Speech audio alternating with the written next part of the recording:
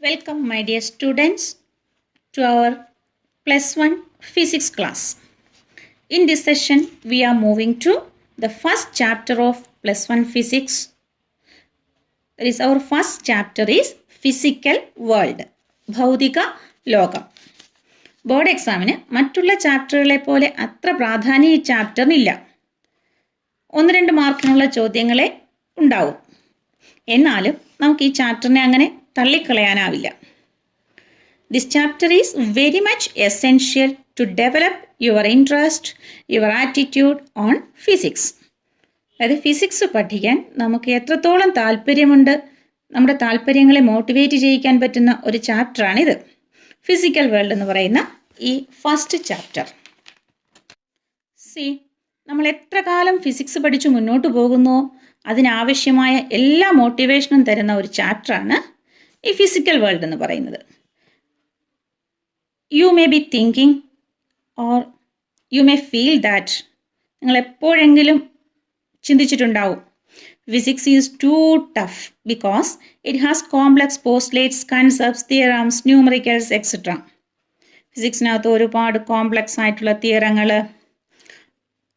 Concepts, problems ഒക്കെ ഉണ്ട് എന്ന്. ബട്ട് നമ്മൾ ഫിസിക്സിനെ ഇൻട്രസ്റ്റോടുകൂടി ത്രില്ലോടുകൂടി പഠിച്ചാൽ ഫിസിക്സിനോളം ഈസിയായ മറ്റൊരു സബ്ജക്റ്റും കാണില്ല. And this chapter helps us to develop that thrill, interest in us. ഫിസിക്സിനോട് നമുക്കൊരു ഇൻട്രസ്റ്റ്, ഒരു ഇഷ്ടം, ഒരു നല്ല ആറ്റിറ്റ്യൂഡ് ഉണ്ടാക്കാൻ ഹെൽപ്പ് ചെയ്യുന്ന ഏറ്റവും നല്ലൊരു ചാപ്റ്ററാണ് ഏത്? ഫിസിക്കൽ വേൾഡ് എന്ന് പറയുന്ന ഈ first chapter. Are you ready? Okay. So let us learn more about physics and physical world. See, നിങ്ങൾ നിങ്ങളുടെ ചെറുപ്രായത്തിൽ, അതായത് പ്രൈമറി ക്ലാസ്സുകളിലായിരുന്നപ്പോൾ ചുറ്റുപാടുകളിൽ കാണുന്ന ധാരാളം നാച്ചുറൽ ഫിനോമിന, അതായത് പ്രകൃതിയിലെ അനേകം പ്രതിഭാസങ്ങൾ നിങ്ങളെ അത്ഭുതപ്പെടുത്തിയിട്ടുണ്ട് അല്ലേ? അപ്പോൾ നിങ്ങൾ ചിന്തിച്ചു കാണും, ഇതെന്തുകൊണ്ടാണ് ഇങ്ങനെ, അതെന്തുകൊണ്ടാണ് അങ്ങനെ, അങ്ങനെയുള്ള നാച്ചുറൽ ഫിനോമിന ഏറെയുണ്ടല്ലേ? അല്ലേ? പറയൂ, അവ ഏതൊക്കെയാണ്? അതെ, lightning and thunder, day and night, rainbow, twinkling stars in the night sky, അങ്ങനെ ഏറെ ഉദാഹരണങ്ങൾ ചുറ്റിനുമുണ്ട്. നമ്മൾ ആലോചിച്ചിട്ടുണ്ടാവും, എന്തുകൊണ്ടാണ് ലൈറ്റ്നിങ്, മിന്നൽ, എന്തുകൊണ്ടാണ് തണ്ടർ, ഇടിമുഴങ്ങുന്ന ശബ്ദമുണ്ടാകുന്നത് അല്ലേ? രാത്രിയിൽ ആകാശത്തേക്ക് നോക്കുമ്പോൾ നക്ഷത്രങ്ങൾ മിന്നിത്തിളങ്ങുന്ന അതിമനോഹരമായ കാഴ്ച കാണാം. ട്വിങ്ക്ലിംഗ് സ്റ്റാർസിൻ്റെ നൈറ്റ് സ്കൈ, എന്തുകൊണ്ടാണ് ഇങ്ങനെ? സിമിലർലി ഡേയും നൈറ്റും ഉണ്ടാകുന്നത് എങ്ങനെ? കുറേ സമയം വെളിച്ചം, കുറേ സമയം ഇരുട്ട്, അതെപ്പോഴും കൃത്യമായ ഇടവേളകളിൽ ഇങ്ങനെ റിപ്പീറ്റ് ചെയ്തു വരുന്നു. എന്താണ് ഇതിന് കാരണം? പിന്നെ ഇനിയുമുണ്ട് ഏറെ എക്സാമ്പിൾസ്. റെയിൻബോ, അതിമനോഹരമായ മഴവില്ലുണ്ടാകുന്നത് എങ്ങനെ?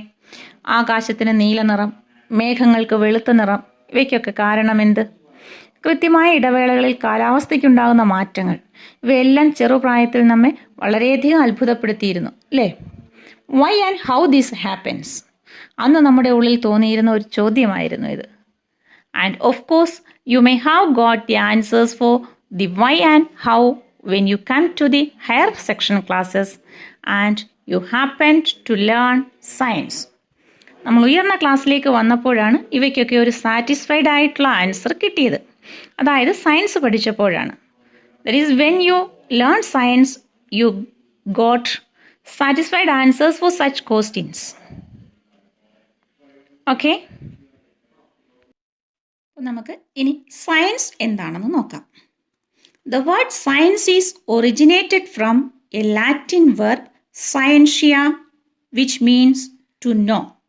അതായത് സയൻഷ്യ എന്ന് പറയുന്ന ഒരു ലാറ്റിൻ വേർഡിൽ നിന്നാണ് സയൻസ് എന്ന് പറയുന്ന വാക്ക് ഉണ്ടായിരിക്കുന്നത്. സയൻഷ്യ എന്ന് പറയുന്ന വേർഡിൻ്റെ മീനിങ് ടു നോ എന്നാണ്, അറിയുക, അറിവ് എന്നതാണ്. അപ്പോൾ സയൻസ് എന്താണ്? ഈ അറിവുകളുടെ ഒരു ഭണ്ഡാരമാണ്. അപ്പോൾ വാട്ട് ഈസ് സയൻസ് എന്ന് ചോദിച്ചാൽ നമുക്ക് എന്തു പറയാം? സയൻസിനൊരു ഡെഫിനിഷൻ. അപ്പോൾ ഇങ്ങനെ നമ്മുടെ ചുറ്റും പ്രകൃതിയിൽ നടക്കുന്ന ഈ പ്രതിഭാസങ്ങളെപ്പറ്റി ആഴത്തിലും വിശദമായും പഠിച്ച് കിട്ടിയ അറിവുകൾ ശേഖരിച്ചു വെച്ചിരിക്കുന്ന ഒരു അറിവുകളുടെ ശേഖരമാണ് സയൻസ് എന്ന് പറയുന്നത്. അപ്പോൾ സയൻസിൻ്റെ ഡെഫിനേഷൻ എങ്ങനെയാണ് നോക്കൂ. Science is a systematic attempt to understand natural phenomena in much detail and depth as possible. എന്താണ്? Science is a systematic attempt, ചിട്ടയായ ശ്രമമാണ്, ടു അണ്ടർസ്റ്റാൻഡ് നാച്ചുറൽ ഫിനോമിന, പ്രകൃതിയിലെ പ്രതിഭാസങ്ങളെ മനസ്സിലാക്കാനുള്ള ഒരു ചിട്ടയായ ശ്രമമാണ്. എങ്ങനെ? In much detail and depth as possible, വളരെയധികം വിശദമായും ആഴത്തിലും കഴിയുന്നിടത്തോളം ആഴത്തിലും വിശദമായും പ്രകൃതിയിലെ പ്രതിഭാസങ്ങളെ മനസ്സിലാക്കാനുള്ള ഒരു ചിട്ടയായ ശ്രമം, അങ്ങനെ കിട്ടുന്ന അറിവുകളുടെ ശേഖരമാണ് സയൻസ് എന്ന് പറയുന്നത്. ഓക്കെ, വെൽ, സയൻസ് എന്നാൽ അറിവുകളുടെ ഒരു ഭണ്ഡാരമാണ്, a big treasury of knowledge. Science എന്നത് ഒരു സിസ്റ്റമാറ്റിക് അറ്റംപ്റ്റ് ആണ്. We have a step wise attempt to acquire knowledge. Let us see what are the different steps to acquire knowledge or steps involved in scientific methods. They are, first one, systematic observation, controlled experiments, qualitative and quantitative reasoning, mathematical modeling, prediction and verification of falsification.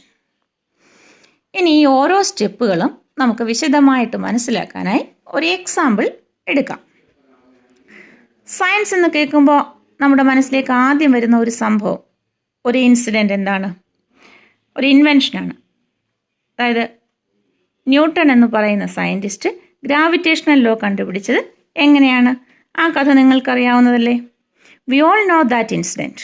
Sir Isaac Newton ഫാമിലെ ഒരു apple ട്രീയുടെ ചുവട്ടിലിരിക്കുകയായിരുന്നു. അപ്പോൾ ആപ്പിളുകൾ ഇങ്ങനെ താഴേക്ക് പൊഴിഞ്ഞു വീണുകൊണ്ടിരുന്നു. ഒരാപ്പിൾ അദ്ദേഹത്തിൻ്റെ തലയിൽ വീണു. ഇതിൽ നിന്നാണ് അദ്ദേഹം ന്യൂട്ടൺസ് ലോ ഓഫ് ഗ്രാവിറ്റേഷൻ ഉണ്ടാക്കിയതെന്നാണ് കഥ.